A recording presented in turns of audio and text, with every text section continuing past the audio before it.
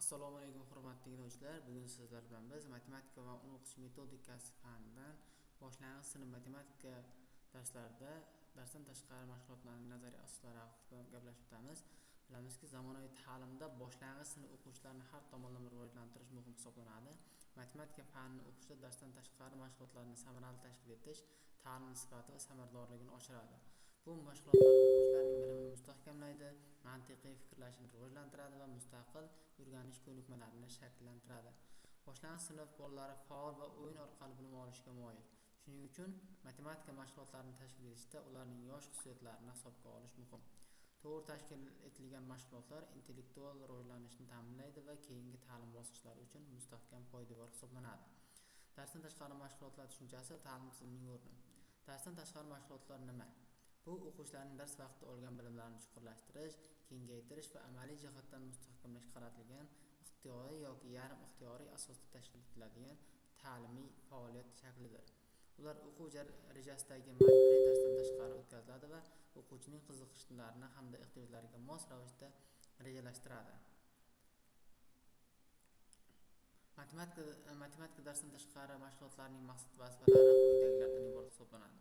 Asosiy maqsadi bu o'quvchilarning matematik bilimlarini chuqurlashtirish, mantiqiy tafakkurni rivojlantirish va matematik savodxonligini oshirish hisoblanadi.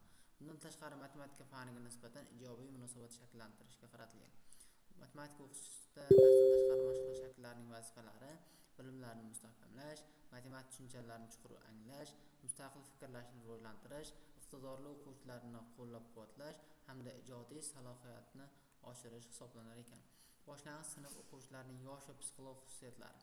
Psixologik xususiyatlari: boshlang'ich sinf o'quvchilari 6-7 boshlang'ich sinf o'quvchilari emotsional, faol va qiziquvchan bo'ladilar. Ular o'yin faoliyati orqali bilimlarni tezroq va samaraliroq o'zlashtiradilar.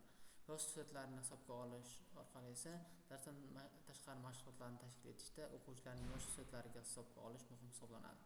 Mashg'ulotlar murakkablik darajasi jihatdan bosqichma-bosqich rejalashtirilishi, o'quvchilarni charchatmaydigan va qiziqish uyg'otadigan shaklda olib borilishi lozim. Matematikadan darsdan tashqari mashg'ulotlarni tashkil etish tamoyillariga quyidagilar kiradi. Birinchisi ilmiylik tamoyili, ikkinchisi tizimlilik va izchillik tamoyili hamda faollik va mustaqillik tamoyillari hisoblanadi. Ilmiylik tamoyili mashg'ulotlar ilmiy asoslangan bo'lishi, matematika fanining asosiy tushunchalari va qonuniyatlariga tayanish zarur. Materiallar yoshga mos va ilmiy jihatdan to'g'ri bo'lishi lozim. Tizimlilik va izchillik tamoyilida esa mashg'ulotlar rejalashtirilgan holda ma'lum tizim asosida o'tkazilishi kerak.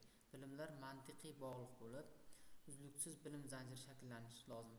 Faollik va mustaqillik tamoyilida esa darsdan tashqari mashg'ulotlar o'quvchilarning faolligini oshirishga xizmat qilishi kerak.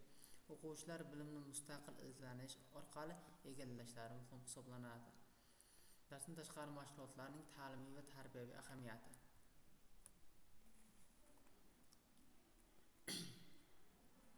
Darsdan tashqari mashg'ulotlar boshlang'ich sinf matematika ta'limiga ta'siri. Bilimlarni mustahkamlashi. Darsdan tashqari mashg'ulotlar matematik bilimlarining mustahkamlanishiga xizmat qiladi. O'quvchilar bir xil mavzuni turli shakllarda o'rganish orqali uni chuqurroq o'zlashtiradilar. Bundan tashqari, mazkur mashg'ulotlar matematika faniga bo'lgan qiziqishni kuchaytiradi hamda qiziqish esa o'quvchilarning o'qishga bo'lgan ichki motivatsiyasini oshiradi va ularning faol o'rganishga undaydi. Xulosa sifatida shuni aytib o'tishimiz mumkinki, boshlang'ich sinf matematika fanidan darsdan tashqari mashg'ulotlarni tashkil etish ta'lim jarayonining ajralmas qismi hisoblanadi. Ular o'quvchilarning bilimlarini mustahkamlash, mantiqiy tafakkurini rivojlantirish va matematika faniga bo'lgan qiziqishni oshirishda muhim rol o'ynaydi. Nazariy jihatdan puxta asoslangan va tizimli ravishda tashkil etilgan darsdan tashqari mashg'ulotlar boshlang'ich ta'lim sifatini oshirishga xizmat qiladi hamda barkamol shaxsni tarbiyalashda muhim pedagogik vosita bo'lib xizmat qiladi. E'tiborlaringiz uchun rahmat.